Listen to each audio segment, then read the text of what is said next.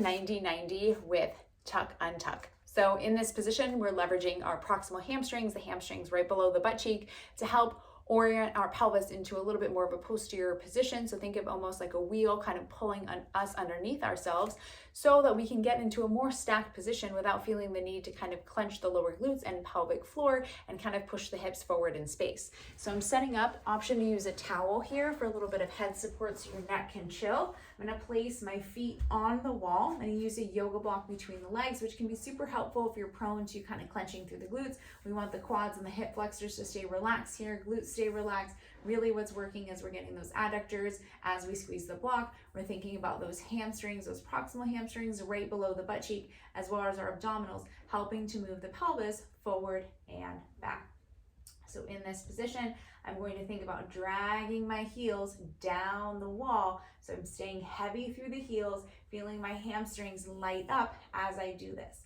As I take a few breaths in this position, I'm going to think about inhaling into my sides and into my chest. Exhale. The air out as my back melts into the ground, almost like that spot around my rib cage just kind of eases into the floor below me.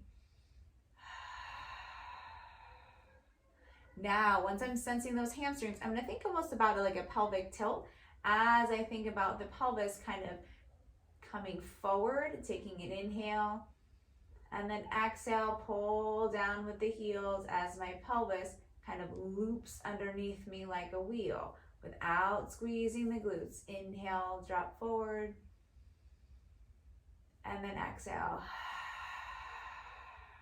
And as you inhale, think about that air kind of coming up into the chest and not all out onto the belly as the pelvis tips forward. Exhale, come under.